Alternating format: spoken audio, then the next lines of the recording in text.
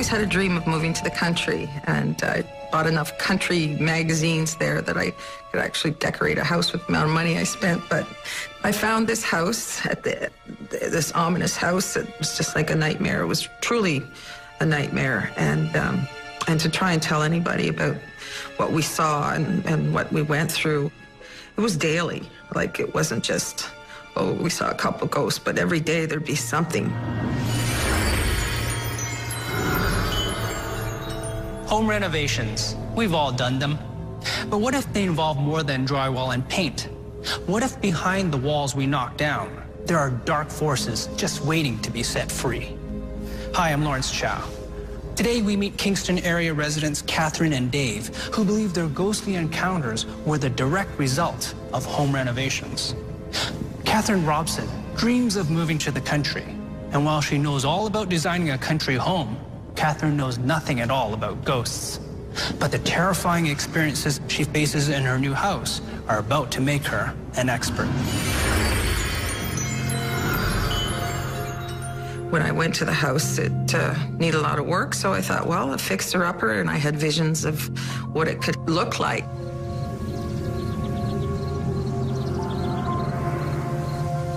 I brought my best friend who had been living with me to help me raise this brood of kids. So we went to take a look at it, and she just shook her head, and there's no way I'm coming to move in with you. This is just wrong. I don't want you to do this. She got evil vibes from it, and she was refusing to move in there. But I went ahead anyways. We started immediately to cause a lot of problems. We had things happen right away that started to wreck the house. Like, there was something about this house that it was like destructive in some ways. Anything in the kitchen area that would occur would happen around the stove. We found as we were renovating that corner and had moved the stove, what we thought we'd opened up was to a portal, because that released the evil spirits. At that point, the smells would start to come up through, and badness sort of took over the house. All the evil that was in the basement sort of coming to the surface. And lots of things would start happening, like in that particular corner was the worst. This is where most of the poltergeist activity would take place. What happened with her cooking, or what happened with the missing pot lid and the bottles that fall. It was bad. Nothing was good from that moment on. The next day, something bad's happening. The next day, and in combination with the outside world and the inside world. But with the house, yeah, it was showing itself to us. That's when we felt the worst part that came after that. And it continued from that point on. And that's when we all fell apart.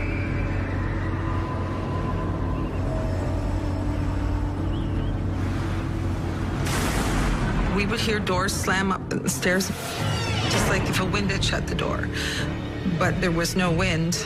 There was no reason for anything to shut. They didn't shut like that normally. Happened during the day when nobody was up there. The kids were all at school, and this is what would happen. It was nothing like wind, so go up there and nothing's changed. It's still. This had never happened to me before. I'd never seen ghosts. I didn't believe in all of this, nonsense is what I thought it was, until, my friend and I would be sitting at this big kitchen table there.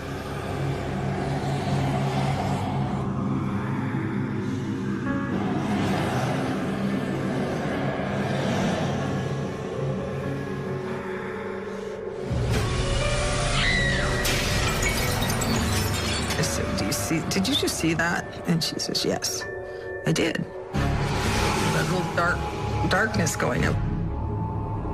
Every day we'd see a little bit of something scoop, like it was black, around the kitchen. And it was presented itself with black figures all the time. It didn't matter what was time of day or what situation it was in. You'd see something running. It's just like they were scooting. Disappears fast, appears fast. It's almost teasing you. When we were seeing all these apparitions and things were happening, we sort of put them together. And so we started to, talk about the ghosts we actually would see. And everything seemed to stem from that one corner. We couldn't wait to get out of there.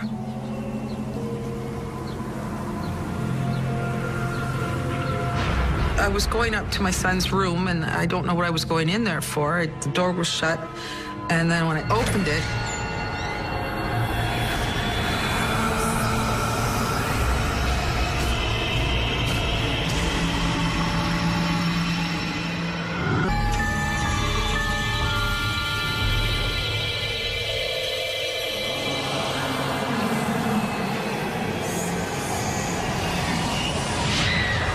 seeing all these apparitions and things were happening, we sort of put them together, and everything seemed to stem from that one corner. Definitely had to be a connection between the ghosts and the renovations. But I think the more we took things apart, the more we released the evil activity.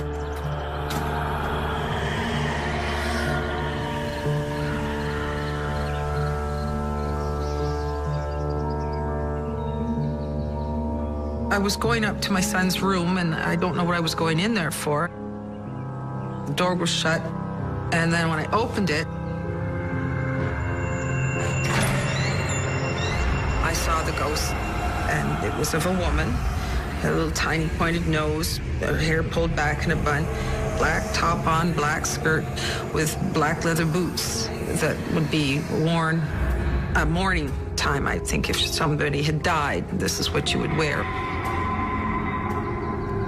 You're in shock when you first see something like that, but at the same time, you can take in the features, like, just as if you saw something really quickly. As I speak, I can see her in my mind. She was a real person. Everything was in place. Nothing was out of the ordinary, except that she was not supposed to be there. I saw her move about a yard, and she was just like somebody was moving a figure that was alive and carrying it through the room. It's really hard when you see something like that to really think, well, I did see it. I know I saw it. And so when that happens, and all the things that come back to you from all the ghost stories in your life, then you think, oh my goodness, this must be what people are talking about. Then I just went down to report it because I had to tell somebody what I just saw. We had our friend over, lived next door in another farm. He'd grown up there, actually, wasn't living there now. And we said, well, we think the place is haunted. And that's when we started to talk about the ghosts and everything. And I saw this and that and everything. Oh, that must be Myrtle. Having described the size of her and what she looked like, then there's no question, because he'd met her. He was a child when she was around. And turned out that she was this matriarch of the family back then, and sat at the head table and would swing her little legs underneath and drink beer after beer and order the whole place around, and she wasn't very well liked. I just know that she must have had a lot to do with a lot of the activity up and around the stove. I decided that the place was evil and I was going to burn everything that represented evil. I'm an artist, and I've done a lot of portraits over the years, and I had some that I'd kept and put them in the garage sort of to make it look kind of funky to sit out, but they started to show signs of tampering with. We started noticing little holes, and it just felt wrong. So I burned them. It was a very still night. And I would hear a lot of commotion in the fields, like things were walking around, but I felt safe by the fire. So I felt that was part of the cleansing process, is to get rid of the things that somebody didn't like. Something didn't want us there, and we didn't want to be there, and lost an awful lot of time, energy, money, just left and Nothing, I've never seen anything, ghosts or anything, spirits like that, or, you know, in the modern home that we're in. It was just like a nightmare. It was truly a nightmare. Our experts tell us the idea of a portal is common in shamanic cultures. The shaman uses it to journey to the other world. Kathryn believes the hole in her kitchen floor is a portal to the world of evil spirits. Through it, they enter the house, attack her and her family, and corrupt the portraits. And so burning the portraits is an act of purification that banishes evil by destroying the object it has become a part of. As an adult, Kathryn's beliefs help her make sense of her experience. But as a young boy, Dave Herrington's spiritual ideas are barely formed, and that makes his ghostly encounter even more confusing. My parents had me when they were very young, so you know, we started out really not having a lot of money. Parents lived in an apartment for a few years. Eventually, they saved up enough money to buy a house just out of town. Hadn't been lived in for at least 30 years, from what we understand. I think at the time that we moved in, it was about 150 years old. Most of the house was, you know, definitely run down from not being lived in and really not being looked after. But structurally, I think it was pretty sound, and that was what my dad was looking for. My dad's very handy, so he wanted something that was definitely going to be a project that he could build on. There was just 2 bedrooms up in the upstairs, so my sister and I had to share a bedroom just for the first little while until my dad built an addition over top of the kitchen. Everything seemed to start right when we started renovating the house, and they sort of progressively got more intense, I guess, as it went on. Some of the first things we started to hear, I guess mostly, once we started working on the house, which was pretty much right away, that iron grate in the floor would just constantly clunk all night long. And the only time it would ever make a noise is if you ever walked over top of it. That's the noise it would make. Once it started, I mean, you'd get up, you'd turn the light on, be like, what's going on? No noise. Turn the light off, go back into bed, 5-10 minutes later, do it again. Yeah, it was really odd. We also heard a baby crying in the house. One afternoon, my mom and I both heard it.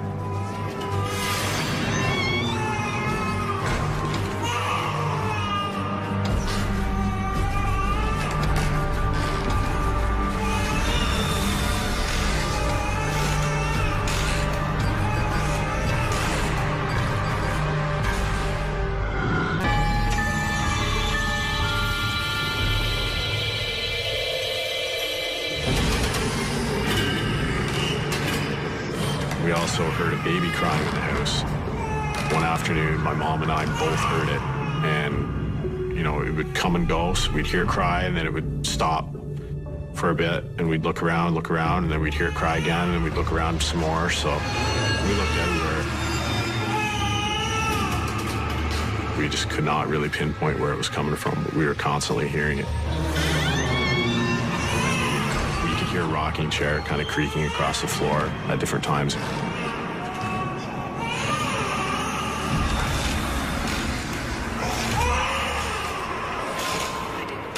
And we would hear that during the day. Like, that wasn't just a nighttime thing, that was a during the day thing. We would hear that quite a bit through the day. My grandpa had a rocking chair, and it sounded exactly like that. It was just kind of, you know, rocking back and forth on a wooden floor. So there was definitely, it felt to us anyways, that there was something there going on.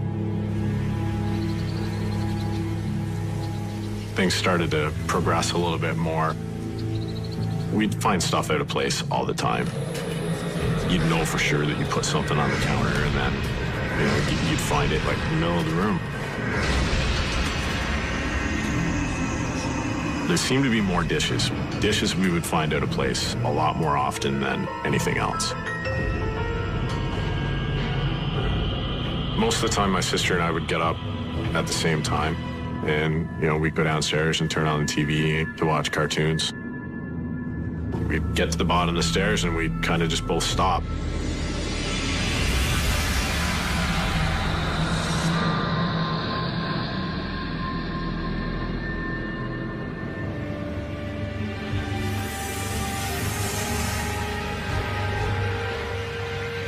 I remember we come down to the bottom of the stairs and we just kind of looked at the table. We're like, what's going on? The table is completely set. You know, all of our good china was on there and it was all set perfectly. Teacups, saucers, you know, everything was out on the table perfectly set. Just didn't make any sense to us. It was really extra shocking that we come down and find the table completely set with all this good china that we rarely used.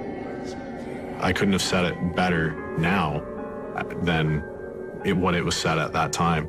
So when my sister and I seen that, of course, we ran back upstairs, got mom and dad, and we're like, the table's completely set. Like, is there something we should know? And, you know, they come downstairs and they look at it.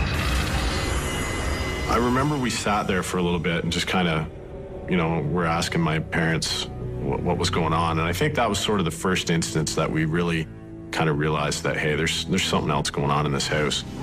They definitely let us know, even back then, that they felt there was another presence in the house and never really sheltered us from anything that we seen or they seen. You know, they definitely used the ghost word. I think the most scary event, I guess, for myself and my sister, since we were sharing a bedroom early on, it was in the summertime.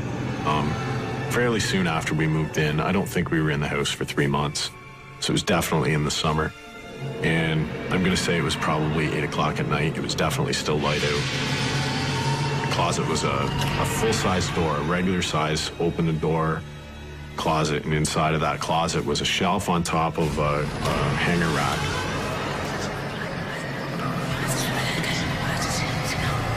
And I remember just laying in bed, and all of a sudden we heard a crash from that closet. Everything crashed down. It made a huge noise, loud enough that my mom and dad heard it in the bottom floor. Dad come running upstairs, thought, you know, maybe we were into something, doing something we shouldn't have been doing because we were supposed to be in bed. And all my sister and I could do was point towards the closet.